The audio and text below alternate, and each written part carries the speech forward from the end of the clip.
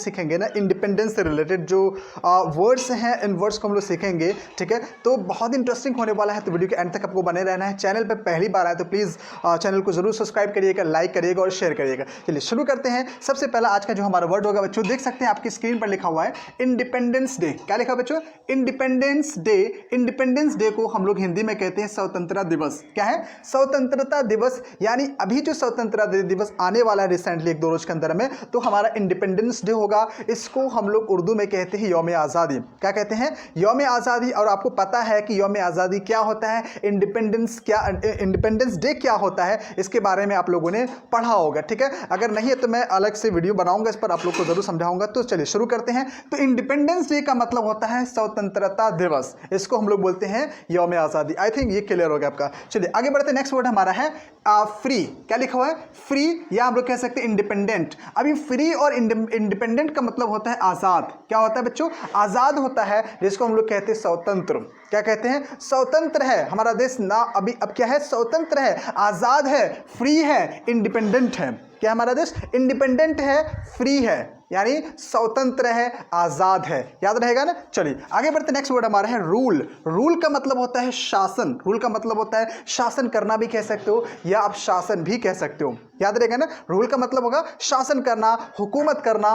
ये चीज़, इसका मतलब क्या होगा? रूल होगा। ठीक है, और जो लोग शासन करता है उसको हम कहते हैं रूलर। क्या कहते हैं? रूलर कहते हैं। आप रूल के बाद आप सिर्फ आर बढ़ा देते हैं तो हमारा बन जाता है शासन करने वाला, यानी जिसको हम लोग कहते हैं शासक कहते हैं। क्या कहते हैं? शासक कहते हैं। तो अंग्रेज़ों ने हमारे भारत पर, हमारे देश पर तकरीबन 200 साल तक रूल किया। सो दे वर रूलर। क्या थे वो? रूलर थे भारत पर, वो रूलिंग कर रहे थे। ठीक है ना? याद रहेगा, रूल का मतलब होता है शासन करना, और रूलर का मतलब होता है शासन करने वाला। रूलिंग का मतलब होता है शासन। याद रखना इसको। आगे बढ़ते हैं। नेक्स्ट वर्ड हमारा ब्रिटिश। क्या बच्चों? ब्रिटिश है। ब्रिटिश का मतलब होता है अंग्रेज। अंग्रेज जानते हो ना आप, जो बाहर से ब्रिटेन से आए थे भारत के अंदर में, भारत पर हुकूमत किए हैं। ठीक है, तो वो लोग को हम लोग इंग्लिश में कहते हैं ब्रिटिश कहते हैं, या ब्रिटिशर भी कहते हैं, या आप कह सकते हो इंग्लिश मैन। क्या बोलोगे? इंग्लिश मैन कहोगे, ब्रिटिशर कहोगे, या आप ब्रिटिश कहोगे। इसका मतलब होगा अंग्रेज जो हमारे भारत पर राज कर चुके हैं। ठीक है ना? उसी से हम लोग को आज़ादी मिली है, उसी से हमारा देश क्या हुआ? इंडिपेंडेंस डे हुआ है। अब जो है हमारा भारत क्या है? इंडिपेंडेंट है, यानी फ्री है, यानी फ्री है। यहां तक क्लियर हो गया? आगे बढ़ते बच्चों। नेक्स्ट वर्ड हमारा है फ्रीडम फाइटर। क्या लिखा हुआ है? Freedom fighter. फ्रीडम फाइटर इसका मतलब होता है स्वतंत्रता सेनानी। स्वतंत्रता सेनानी, अब जानते हैं फ्रीडम फाइटर। फ्रीडम फाइटर यानी स्वतंत्रता सेनानी। अब स्वतंत्रता सेनानी क्या होता है? जो हमारे देश की आज़ादी के लिए, जो हमारे कंट्री को इंडिपेंडेंट बनाने के लिए, फ्री बनाने के लिए क्या किए? फाइट किए। क्या किए? फाइट की हैं, इसलिए इसको क्या कहते हैं? फाइटर कहते हैं। क्या कहते हैं? फाइटर कहते हैं। किस बात की फाइटिंग की है? फ्रीडम के लिए। किस बात के लिए? फ्रीडम के लिए। तो ये वर्ड बना है फ्रीडम फाइटर, का मतलब होगा स्वतंत्रता सेनानी। क्लियर हो गया बच्चों? आगे बढ़ते हैं। नेक्स्ट वर्ड हमारा है सैक्रिफाइस। इसको क्या बोलेंगे? सैक्रिफाइस। सैक्रिफाइस का मतलब होता है बलिदान या कुर्बानी। तो हमारे फ्रीडम फाइटर ने क्या किया? सैक्रिफाइस किया। क्या किया? सैक्रिफाइस किया। तो हमें क्या मिला? बलिदानी, इन लोगों ने क्या किया? बलिदानी दिया और कुर्बानी की। तो क्या मिला हमें? हमारा देश जो है आज़ाद हुआ, यानी फ्री हुआ, इंडिपेंडेंट हुआ। ठीक है, तो सैक्रिफाइस का मतलब होगा बलिदान, कुर्बानी। ठीक है, चलो आगे बढ़ते। नेक्स्ट वर्ड हमारा है स्लेव। क्या है बच्चों? Slave, SLAV। स्लेव का मतलब होगा गुलाम। स्लेव का मतलब कौन होता है? गुलाम होता है। अब गुलाम कौन होता है? गुलाम जिसने, ब्रिटिश ने हमारे भारत के अंदर में हमारे देशवासियों को, यानी कंट्रीमैन को गुलाम बना कर रखा था। क्या बना कर रखा था? स्लेव बना कर रखा था। तो वो कौन होगा? इंग्लिश में उसको हम लोग क्या बोलेंगे? स्लेव बोलेंगे। स्लेव का मतलब क्या होगा? गुलामी होगा। और ये गुलामी किसकी कर रहे थे? ये कर रहे थे ब्रिटिशर की कर रहे थे। किसकी कर रहे थे? ब्रिटिशर की कर रहे थे। कौन कर रहे थे? कंट्रीमैन कर रहे थे। कौन कर रहे थे? देशवासी कर रहे थे। कौन कर रहे थे? देशवासी, यानी कंट्रीमैन कर रहे थे। ठीक है, आई होप कि ये आपको ये वर्ड्स क्लियर हो गया होगा। आगे बढ़ते बच्चों। नेक्स्ट वर्ड हमारा स्लेवरी। क्या है? स्लेवरी बोलेंगे, इसको बोलेंगे गुलामी। क्या कर, स्लेव क्या कर रहे थे? स्लेवरी कर रहे थे। कहाँ कर रहे थे? भारत भारत के अंदर में, इंडिया के अंदर में कर रहे थे, स्लेवरी कर रहे थे, ठीक है ना, याद रहेगा। स्लेवरी का मतलब होगा गुलामी और स्लेव का मतलब होता है गुलाम। स्लेव का मतलब क्या होता है? गुलाम होता है। कंट्रीमैन, अब बारी आती है, कंट्रीमैन का मतलब होता है देशवासी, यानी देश के रहने वाले नागरिक, उसको बोलेंगे कंट्रीमैन। क्या बोलेंगे? वी आर जस्ट कंट्रीमैन, हम लोग क्या है? Countryman, we are the countryman of India, हम लोग भारत के देशवासी हैं, ठीक है, याद रहेगा ना। सो कंट्रीमैन का मतलब होता है देशवासी। आगे बढ़ते बच्चों, अब क्योंकि यहाँ जो बात चल रही है ना वो इंडिपेंडेंस से रिगार्डिंग बात चल रही है, तो इससे रिगार्डिंग ही वर्ड्स मैं आपको देने वाला हूँ, ठीक है। तो जो भारत के अंदर में रहता है ऑब्वियसली वो क्या है? पैट्रियोट है। क्या है? पैट्रियोट है। पैट्रियोट का मतलब होता है देशभक्त, यानी कह सकते हो देश प्रेम, यानी जिसको देश प्रेमी, पैट्रियोट का मतलब क्या होगा? देशभक्त, देश प्रेमी, यानी जिसको देश से प्यार है, जिसको कंट्री से प्यार है, सो वो क्या कहलाएगा बच्चों? पैट्रियोट कहलाएगा। क्या कहलाएगा? हमारा होगा पैट्रियोटिज्म। क्या है बच्चों? पैट्रियोटिज्म। आगे देखते हैं, नेक्स्ट वर्ड हमारा क्या है? पैट्रियोटिज्म। Patriotism, PATRIOTISM। पैट्रियोटिज्म का मतलब है देशभक्ति। क्या बोलेंगे इसको? देशभक्ति, यानी राष्ट्र प्रेमी। यानी पैट्रियोट क्या होते हैं? पैट्रियोट के अंदर क्या होती है? देशभक्ति होती है, यानी राष्ट्र प्रेमी। राष्ट्र प्रेमी कह सकते हैं इसको, ठीक है, राष्ट्र प्रेमी यानी राष्ट्र के लिए प्रेम कह सकते हो आप। सो पैट्रियोटिज्म, ठीक है, पैट्रियोटिज्म का मतलब होगा देशभक्ति, राष्ट्र प्रेमी। चलिए, राष्ट्र प्रेम कह सकते हैं आप इसको। चलिए आगे बढ़ते, नेक्स्ट वर्ड हमारा है MARTYR, इसको बोलेंगे मार्टर। क्या बोलेंगे बच्चों? इसका प्रोनाउंस करेंगे इसको मार्टर, मार्टर, मार्टर। इसका मतलब होगा शहीद। ऑब्वियसली देश की आज़ादी के लिए कितने लोगों ने कितने लोगों ने अपनी जान की सैक्रिफाइस किया है, कितने लोगों ने अपनी जान की सैक्रिफाइस किया। कौन किया? फ्रीडम फाइटर ने किया था। फ्रीडम फाइटर ने अपनी जान की सैक्रिफाइस किया था, ठीक है। सो वो क्या कहलाएंगे? वो क्या कहलाएंगे? मार्टर कहलाएंगे। क्या कहलाएंगे? मार्टर कहलाएंगे। मार्टर का मतलब होगा शहीद। मार्टर का मतलब होगा शहीद। आगे बढ़ते हैं, नेक्स्ट वर्ड हमारा मार्टरडम। क्या बोलेंगे इसको? Martyrdom, martyrdom. मार्टरडम का मतलब होता है शहादत। क्या होता है बच्चों? शहादत। जो शहीद जो है, मार्टर जो है, अपनी जान की सेक्रीफाइस किया, तो वो क्या कहलाएंगे? उसको उन्होंने क्या किया?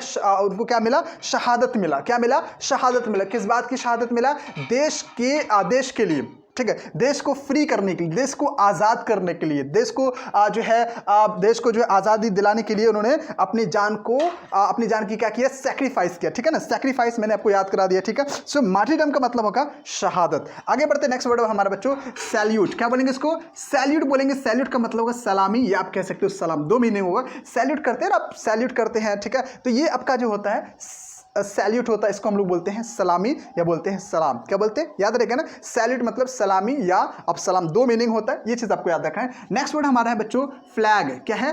फ्लैग मतलब होता है झंडा। फ्लैग मतलब क्या होता है? झंडा। झंडा जो जानती हो आप लोग, झंडा क्या होता है? हमारा हर देश का अपना अपना झंडा होता है, लेकिन भारत के पास जो झंडा होता है ना, वो 3 कलर से वो बना है। आपको पता है ना, भारत के पास जो झंडा है उसके 3 कलर होते हैं। 3 कलर जो है उसको इंग्लिश में हम लोग बोलते हैं, हिंदी में बोलते हैं तिरंगा, इंग्लिश में बोलते हैं इसको ट्राई कलर। क्या बोलते हैं बच्चों? ट्राई कलर का मतलब होगा तिरंगा। ट्राई कलर का मतलब होगा तिरंगा। तो भारत के पास कौन सा फ्लैग है? ट्राई कलर है। भारत के पास कौन सा फ्लैग है? ट्राई कलर है। आगे देखते हैं, उसको जो झंडा हम लोग फहराते हैं 26 जनवरी या 26 जनवरी या 15 अगस्त या इंडिपेंडेंस डे में हम लोग क्या करते हैं? झंडा फहराते हैं। हर स्कूल के अंदर फहराया जाता है, ठीक है।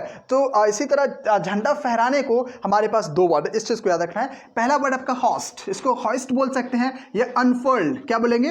UNFURL। अनफर्ल्ड का मतलब ये होता है फहराना, या हॉस्ट भी बोल सकते हैं इसको, ठीक है ना। तो फ्लैग हॉस्टिंग आपने सुना होगा, फ्लैग हॉस्टिंग हो रही है, फ्लैग हॉस्टिंग होने वाली है, तो झंडा फहराना याद रहेगा ना बच्चों। आगे बढ़ते, नेक्स्ट वर्ड हमारा है, अब जो झंडा होता है यानी ट्राई कलर होता है, ट्राई कलर के बीच में जो राउंड करके ऐसा गोल करके होता है उसको हम लोग कहते हैं चक्र। क्या कहते हैं बच्चों?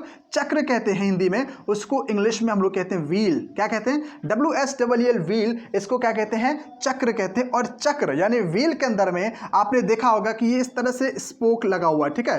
तो ये जो स्पोक है, इस स्पोक को आप क्या कहोगे? ठीक है, इस स्पोक को क्या कहो? इस स्पोक को हम लोग इसको हम लोग बोलते हैं, इंग्लिश में स्पोक बोलते हैं। इसका हिंदी होता है तीली। शायद आपने स्पोक ही सुना है, ठीक है, लेकिन स्पोक का हिंदी होगा तीली होगा। याद रखना, स्पोक का हिंदी होगा तीली होगा। और ये कहाँ होता है? ये होता है चक्र के अंदर में होता है, ठीक है ना। चक्र को इंग्लिश में क्या कहते हैं हम लोग? व्हील कहते हैं, ठीक है ना। आगे बढ़ते हैं, नेक्स्ट वर्ड हमारा पॉम्प। POMP। पॉम्प का मतलब होता है धूमधाम। सो वी सेलिब्रेट द 15 अगस्त, ठीक है। तो हम लोग क्या करते हैं? झंडा 15 अगस्त क्या करते हैं? सेलिब्रेट करते हैं। तो उसमें क्या होता है? पॉम्प होता है, यानी धूमधाम से, ठीक है, या आप कैसे पॉम्पली आप कह सकते हो धूमधाम से, ठीक है ना। तो पॉम्प का मतलब होगा धूमधाम से हम लोग क्या करते हैं 26 झंडा को फहराते हैं या हम लोग सेलिब्रेट करते हैं। आगे बढ़ते बच्चों, नेक्स्ट वर्ड हमारा है टैब्ल्यू। इसको बोलेंगे टैब्ल्यू। टैब्ल्यू का मतलब होता है झांकी। अब जैसे कि अपने झांकी जानते ही होगे ना, जिसमें अलग अलग कल्चर को हम लोग क्या करते हैं देश के सामने पेश किया जाता है, ठीक है। तो अब जो है इसको बोलते हैं टैब्ल्यू बोलते हैं, या आप बोल सकते हैं ग्लिम्स भी बोल सकते हैं, ठीक है ना। ग्लिम्स भी बोल सकते हैं या टैब्ल्यू भी, इसका मतलब होगा झांकी। आगे बढ़ते हैं, नेक्स्ट वर्ड हमारा है नेशनल सॉन्ग। नेशनल सॉन्ग का मतलब होता है राष्ट्रगीत। राष्ट्रगीत आप जानते हो ना, जिसको हम लोग कहते हैं वंदे मातरम करके बोलते हैं, उसको हम लोग इंग्लिश में बोलते हैं नेशनल सॉन्ग, या हिंदी में बोलते हैं राष्ट्रीय गीत। हिंदी में क्या बोलते हैं? राष्ट्रीय गीत बोलते हैं। ये क्लियर हो गया आपका। आगे बढ़ते हैं, नेक्स्ट वर्ड हमारा है नेशनल एंथम। क्या बोलेंगे बच्चों? National anthem. नेशनल एंथम होता है राष्ट्रीय गान। नेशनल एंथम क्या होता है? राष्ट्रीय गान होता है। राष्ट्रीय गान आप जानते हो, जन गण मन जो पढ़ते हैं, सो उसको हम लोग कहते हैं राष्ट्रीय गान। इंग्लिश में इसको हम लोग बोलते हैं नेशनल एंथम। याद रहेगा ना, नेशनल एंथम क्या होता है? जन गण मन होता है, और नेशनल सॉन्ग क्या होता है? वंदे मातरम होता है। ये दोनों आपको समझना है। आगे बढ़ते नेक्स्ट वर्ड हमारा है, अब ऑब्वियसली जब हमारा ये प्रोग्राम चल रहा होता है तो उसमें एक भाषण का भी प्रोग्राम होता है। जो बड़े बड़े लोग होते हैं, नेता लोग होते हैं, ठीक है, सो वो क्या करते हैं? भाषण देते हैं। भाषण देने को हम लोग इंग्लिश में कहते हैं स्पीच कहते हैं। क्या कहते हैं? स्पीच करते हैं। वो क्या करते हैं? स्पीच देते हैं, स्पीच डिलीवर करते हैं, भाषण देते हैं, ठीक है। भाषण को इंग्लिश में बोलेंगे स्पीच बोलेंगे। ये वर्ड आपको क्लियर होना चाहिए। आगे बढ़ते हैं, एड्रेस करना यानी संबोधित करना। अब क्या करते हैं कि जो नेता लोग जो होते हैं, वो क्या करते हैं? स्पीच देते हैं। स्पीच में लोगों को संबोधित करते हैं, एड्रेस करते हैं। लोगों को क्या करते हैं? एड्रेस करते हैं। ये चीज भी आपको याद रखें। एड्रेस का मतलब होगा संबोधित करना। आगे बढ़ते हैं, नेक्स्ट वर्ड हमारा है श्रद्धांजलि देना। श्रद्धांजलि देना ये क्या होता है? श्रद्धांजलि देना, ठीक है। जो बड़े बड़े जो शहीद है, जैसे कि जो लोग शहीद हुए, यानी जो लोग अपनी जान की कुर्बानी दी है, जिन्होंने सेक्रीफाइस किया देश के लिए, तो उसको क्या करते हैं?